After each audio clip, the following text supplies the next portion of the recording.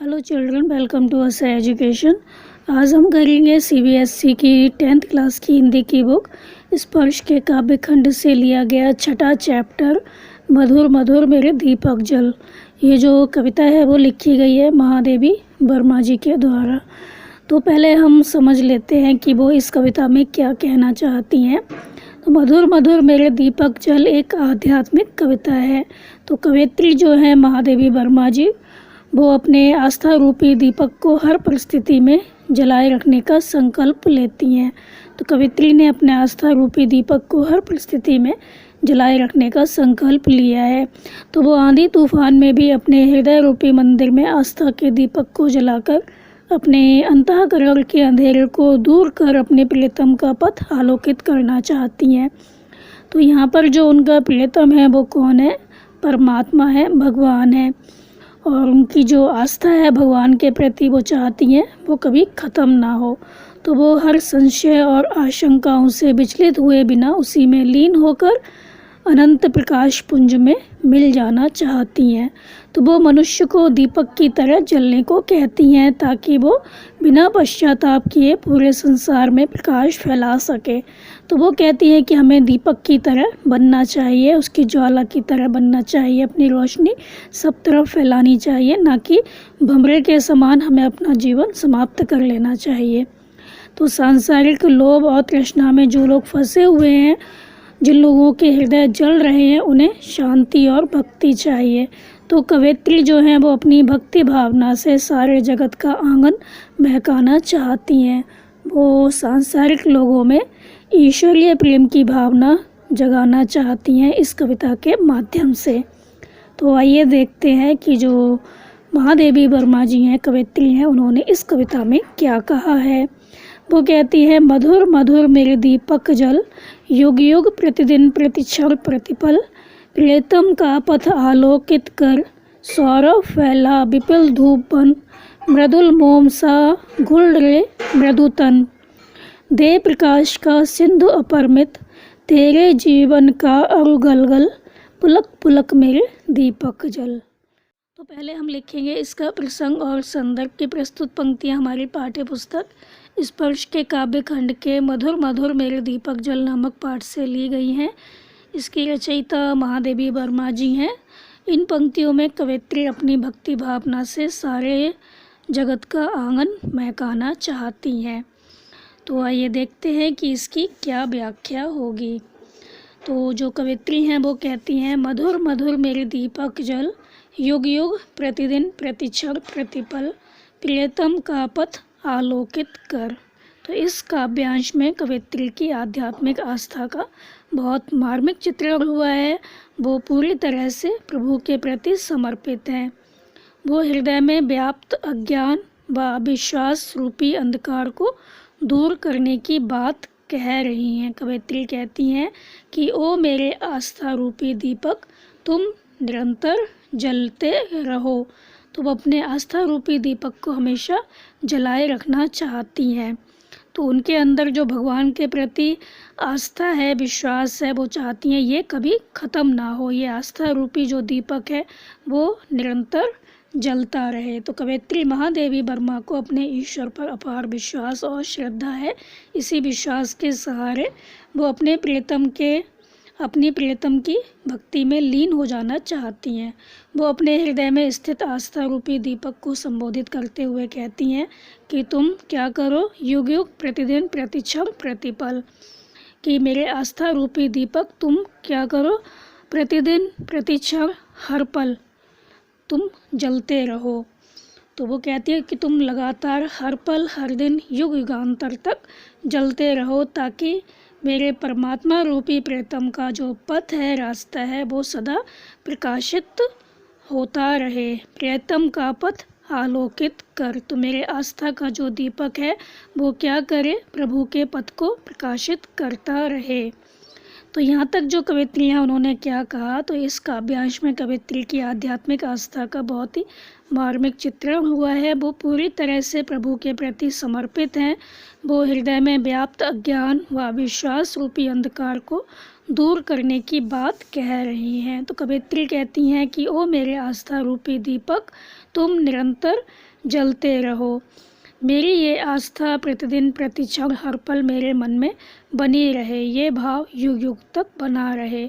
मेरे आस्था का दीपक प्रभु के पथ को प्रकाशित करता रहे। तो वो यही चाहती हैं कि ईश्वर के प्रति उनका जो विश्वास है वो कभी ना टूटे।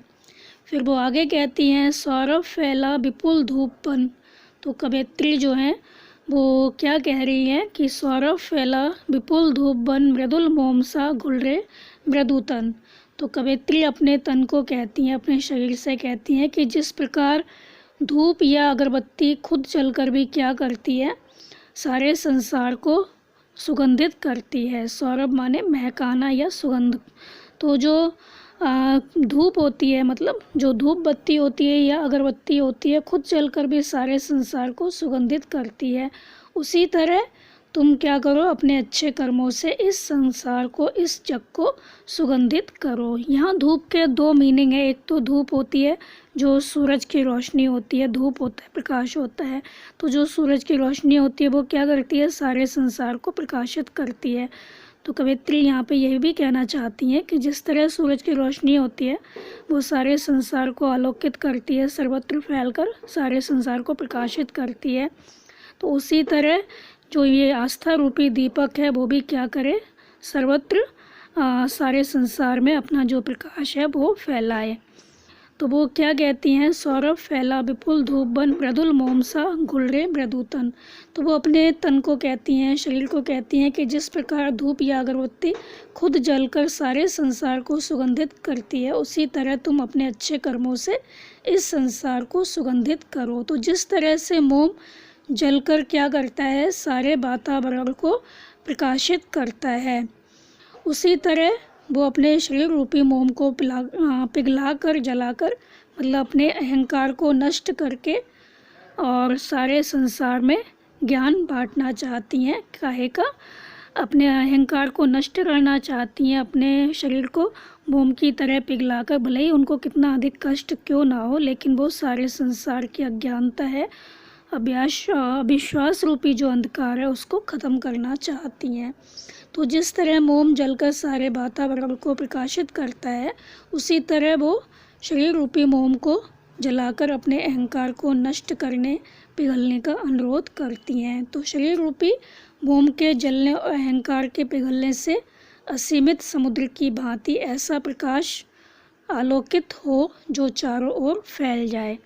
तो वो चाहती हैं कि उनका जो शरीर है वो मोम की तरह भले ही क्यों ना पिघल जाए, नष्ट हो जाए, लेकिन जो उनके अंदर ये भावना है कि ये संसार जो है, जो कि माया मोह में फंसा हुआ है, तो वो अज्ञान और विश्वास रूपी अंधकार को समाप्त करना चाहती हैं और असीमित समुद्र की भांति वो ऐसा प्रकाश आलोकित करना चाहती हैं, ऐसा प्रकाश फैलाना चाहती हैं जो कि समुद्र की भांति चारों ओर फैल जाए। इसके लिए शरीर रूपी मोम का हर कर क्या हो, भले ही गल जाए। तेरे जीवन का अरु गलगल, पुलक पुलक मेरे दीपक जल।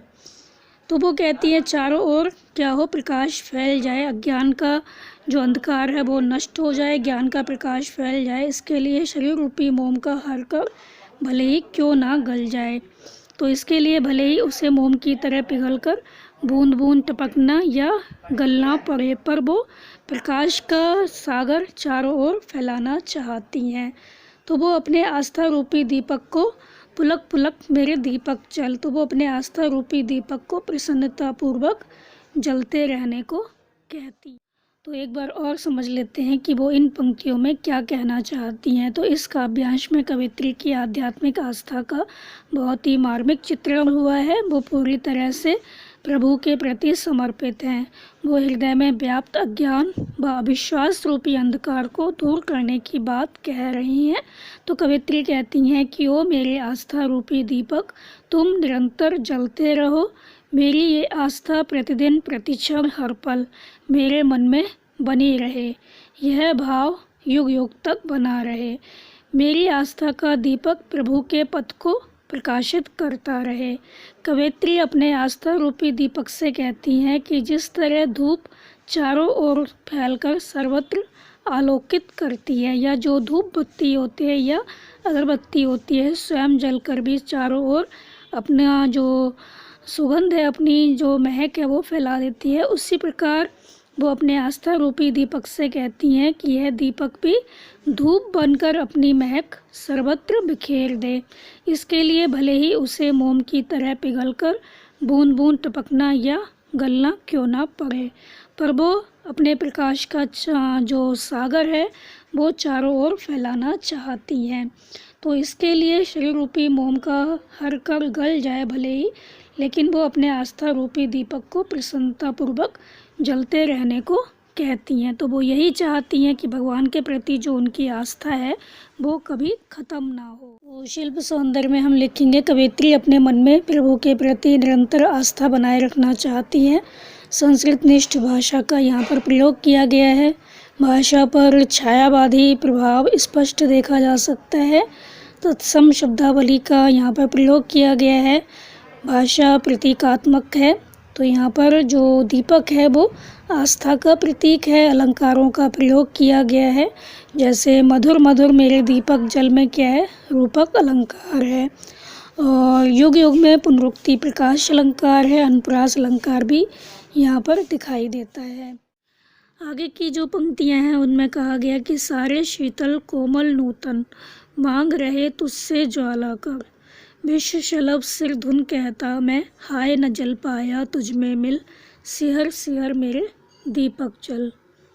तो पहले हम लिखेंगे इसका प्रसंग और संदर्भ की प्रस्तुत पंक्तियाँ हमारी पाठ्य पुस्तक स्पर्श के काव्य खंड के मधुर मधुर मेरे दीपक जल नामक पाठ से ली गई है। इसकी रचयिता महादेवी वर्मा जी हैं। इन पंक्तियों में कवयित्री स्वयं का अस्तित्व मिटाकर अनंत प्रकाश पुंज में मिल जाने की कामना करती हैं। तो वो कहती हैं कि सारे शीतल कोमल नूतन मांग रहे तुझसे ज्वाला कर। कवयित्री कहती हैं कि आज सारे संसार में परमात्मा के प्रति जो आस्था है उसका अभाव है, इसलिए सारे नए कोमल प्राणी यानी मन जो है प्रभु भक्ति से विरक्त है, वो आस्था की ज्योति को संसार में ढूंढ रहा है, पर उन्हें कुछ प्राप्त नहीं हो रहा है।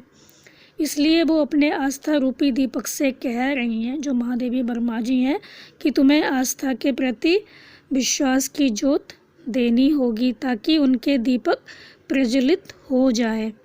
तो वो कहती हैं कि उनके अंदर जो आस्था रूपी दीपक है वो कभी बुझे नहीं, भगवान के प्रति जो भक्ति की भावना है वो कभी ख़त्म ना हो, उनका आस्था रूपी दीपक है वो हमेशा जलता रहे।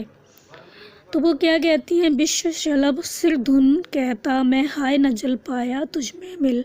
तो प्रभु के प्रति आस्था की ज्योति जो है कहीं खोजने से भी नहीं मिलती है, इसके अभाव में लोग उत्साहहीन हैं। तो वो अपने हृदय में आस्था रूपी दीपक को प्रज्वलित करना चाहते हैं। तो कवयित्री मनुष्य को कहती हैं कि उन्हें विश्व शलभ सिर धुन कहता। तो जो विश्व शलभ मतलब संसार में जो लोग हैं, शलभ पतंगा, ये संसार में जो लोग हैं वो पतंगे की भांति हैं, वो माया मोह में फंसे हुए हैं। तो ये जो लोग हैं वो अपना सिर ढूंढ रहे हैं, उनको बहुत अधिक पश्चाताप हो रहा है कि वो भगवान की भक्ति में लीन क्यों नहीं हुए। तो जो लोग हैं उनके अंदर आस्था की कमी है, भगवान के प्रति उनके अंदर भक्ति की भावना नहीं है, तो इसके अभाव में लोग उत्साहहीन हैं। तो वो भी अपने हृदय में आस्था रूपी दीपक प्रज्वलित करना चाहते हैं। तो कवयित्री मनुष्य को पतंगा नहीं बल्कि ज्वाला बनने की सलाह देती हैं। वो कहती हैं कि हमें क्या करना चाहिए, पतंगा नहीं बनना चाहिए, अपने अस्तित्व को समाप्त नहीं करना है, हमें अपने अंदर क्या करना है, भगवान के प्रति जो भक्ति की भावना है उसको जलाना है और इस संसार को प्रकाशित करना है। तो वो कहती हैं कि हमें पतंगा नहीं बल्कि ज्वाला बनना है। तो वो ज्वाला बनने की सलाह देती हैं ताकि वो समाज को ज्ञान रूपी प्रकाश दे सके। तो ये जो संसार है वो अब अपना सिर ढूंढ रहा है, उसको पश्चाताप हो रहा है कि वो भगवान की भक्ति में लीन क्यों नहीं हुआ। तो वो जो महादेवी वर्मा जी हैं वो अपने आस्था रूपी दीपक को जलाकर ज्ञान रूपी जो प्रकाश है वो समाज में फैलाना चाहती हैं, लोगों के अंदर भक्ति की भावना को जगाना चाहती हैं। तो जो ये संसार है, ये जो समाज है, इसको ज्ञान रूपी प्रकाश की आवश्यकता है और जिसे दीपक की ज्वाला बनकर ही फैलाया जा सकता है। तो दीपक की जो ज्वाला होती है वो क्या करती है, अपना प्रकाश चारों ओर फैलाती है। उसी तरह हमारे अंदर जो आस्था रूपी दीपक है, जब हम उसको जलाएंगे तो उसकी जो ज्योत है, उसका जो प्रकाश है वो चारों ओर फैल जाएगा। तो मनुष्य के हृदय में आध्यात्मिक आस्था न होने के कारण जो उसका हृदय है वो ईर्ष्या और तृष्णा में जलता रहता है। तो जो कवयित्री हैं वो यही कह रही हैं कि अपने जो दुर्भाग्य है उस पर ये संसार रो रहा है, पछतावा कर रहा है कि प्रभु भक्ति की ज्योत में मैं अपने अहंकार को क्यों नहीं नष्ट कर पाया। यदि मैं ऐसा कर पाता तो शायद अब तक परमात्मा से मेरा मिलन हो जाता, मैं परमात्मा से मिल जाता। अतः पतंगे को मुक्ति देने के लिए वो आस्था रूपी दीपक को काँप काँप कर सिहर मतलब काँपना, तो वो अपने आस्था रूपी दीपक को हमेशा जलाए रखने के लिए कहती हैं। तो उनका कहना यही है कि हमें अपना जो आस्था रूपी दीपक है उसको हमेशा जला कर रखना चाहिए। भगवान के प्रति जो भक्ति की भावना है उसे हमें कभी भी समाप्त नहीं करना चाहिए, तभी हमारे अंदर क्या होगा, ज्ञान का प्रकाश फैलेगा। तो जो संसार है, इस संसार में जो मनुष्य हैं वो भी क्या कर रहे हैं, पश्चाताप कर रहे हैं कि वो भगवान की भक्ति में लीन क्यों नहीं हुए, वो सांसारिक माया मोह में क्यों फंसे रहे। अगर वो भगवान की भक्ति में लीन हो जाते तो वो इस संसार के माया मोह से बच सकते थे, इस संसार के माया मोह में ना फंसते। उनको इतना अधिक पछतावा हो रहा है कि वो अब पश्चाताप कर रहे हैं, अपना सिर धुन रहे हैं। तो इन पंक्तियों में जो कवित्री हैं वो यही कह रही हैं कि आज संसार में परमात्मा के प्रति आस्था का अभाव है, इसलिए सारे नए कोमल प्राणी यानी जो मन है प्रभु भक्ति से विरक्त है, वो आस्था की ज्योत को संसार में ढूंढ रहे हैं, पर उन्हें कहीं भी कुछ प्राप्त नहीं हो रहा है। इसलिए वो अपने आस्था रूपी दीपक से कह रही हैं, जो महादेवी वर्मा जी हैं, कि तुम्हें आस्था के प्रति विश्वास की ज्योत देनी होगी। मतलब तुम्हें आस्था रूपी जो दीपक है वो हमेशा जलाए रखना होगा।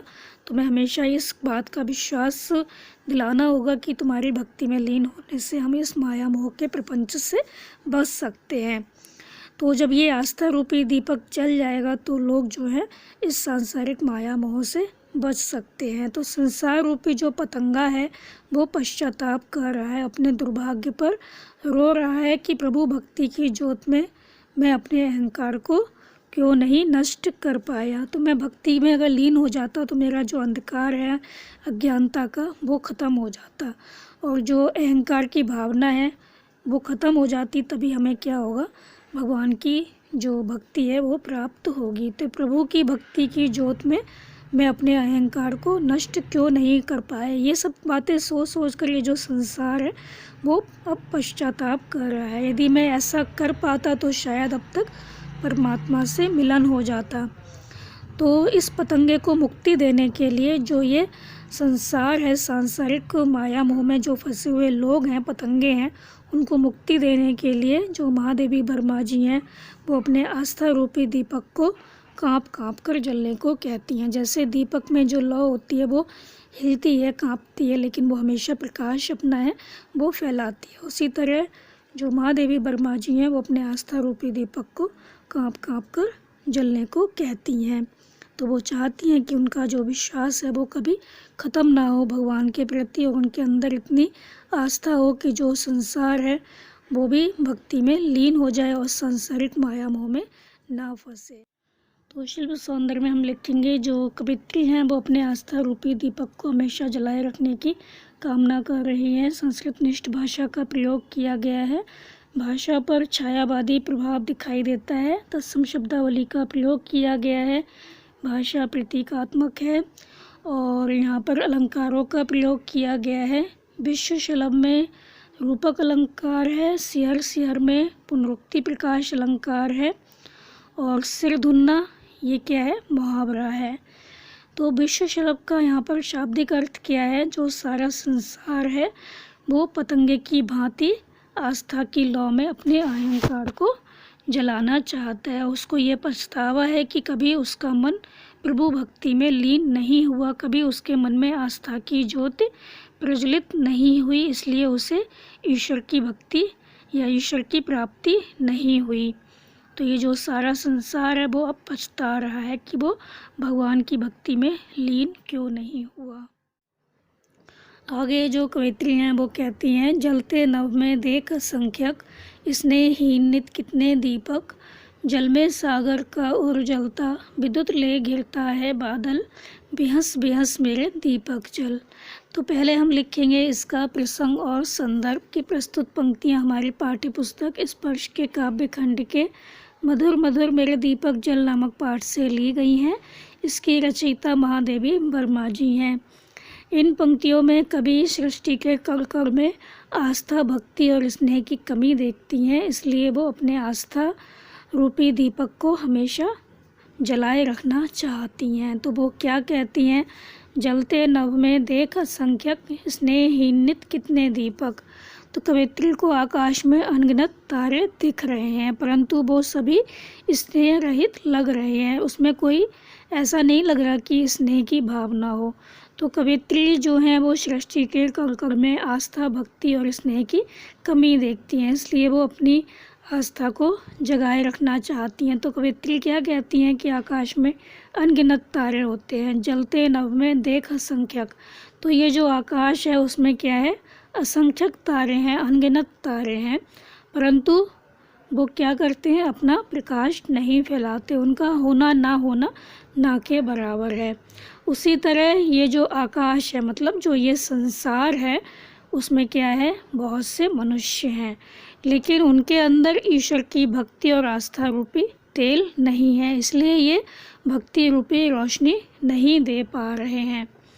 तो जल में सागर का उर जलता, तो जो सागर होता है उसमें क्या होता है, पानी ही पानी होता है, लेकिन जो सागर होता है, जिस प्रकार सागर का अपार जल जब गर्म होता है तब वो क्या करता है, भाप बनकर आकाश में विद्युत ले घिरता है बादल। तो वो आकाश में जो बादल होते हैं बिजली से घिरे हुए, उसमें परिवर्तित हो जाता है।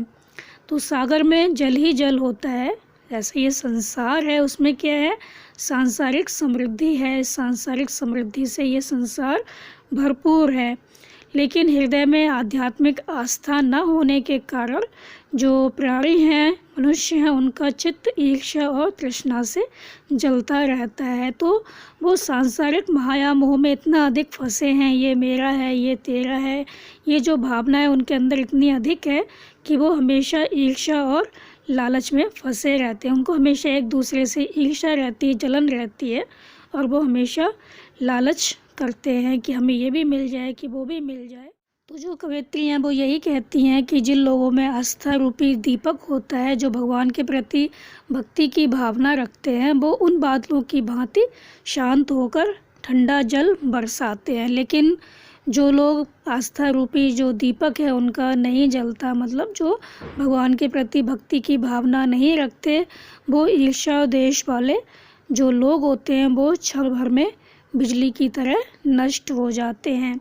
तो जो कवित्री हैं वो यही कह रही हैं कि बेहस बेहस मेरे दीपक जल, इसलिए कवित्री दीपक को, अपने आस्था रूपी दीपक को हंस हंस कर लगातार जलने को कह रही हैं, ताकि प्रभु का जो भगवान का उनका जो प्रियतम है, भगवान रूपी प्रियतम है, उसका पथ हमेशा आलोकित रहे और लोग उस पर चले, लोगों के अंदर प्रभु के प्रति जो भक्ति की भावना है वो पैदा हो, लोगों के अंदर जो अहंकार है वो ख़त्म हो जाए।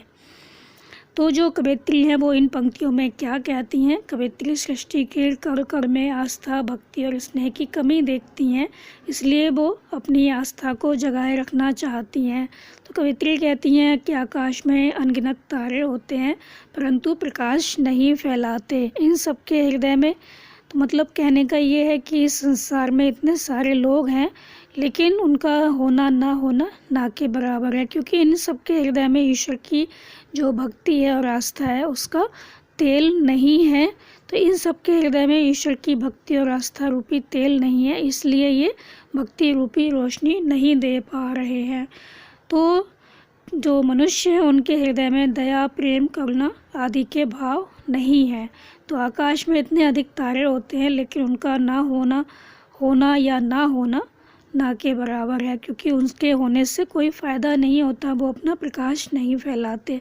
इसी तरह इस संसार में इतने सारे मनुष्य हैं, वो भगवान की भक्ति में लीन नहीं है, सांसारिक माया मोह में फंसे हुए हैं। जैसे कि सागर होता है, उसमें जल ही जल होता है, और जो सागर होता है जब वो गर्म होता है उसका जल, तो वो भाप बनकर आकाश में बिजली से घिरा हुआ जो बादल होता है उसमें परिवर्तित हो जाता है। ठीक उसी भांति इस संसार में चारों ओर क्या है, सांसारिक समृद्धि है, लोग उसमें डूबे हुए हैं, माया मोह में फंसे हुए हैं, ईर्ष्या द्वेष से जल रहे हैं। उनमें आस्था रूपी जो दीपक है वो प्रज्वलित नहीं हुआ है, भगवान के प्रति भक्ति की भावना उनके अंदर नहीं है। तो जिन लोगों में आस्था रूपी दीपक होता है वो उन बादलों की भांति शांत होकर क्या करते हैं, ठंडा जल बरसाते हैं। मगर ईर्ष्या द्वेष वाले लोग क्षण भर में क्या होता है, बिजली की तरह नष्ट हो जाते हैं। जैसे आकाश में बिजली चमकती है और फिर ख़त्म हो जाती है, उसी तरह ईर्ष्या द्वेष में जो जलते हैं, ईर्ष्या द्वेष की भावना जिनके अंदर बहुत ज़्यादा होती है, वो क्षण भर में बिजली की तरह नष्ट हो जाते हैं। इसलिए जो कवित्री हैं वो दीपक को हंस हंस कर लगातार जलने को कह रही हैं।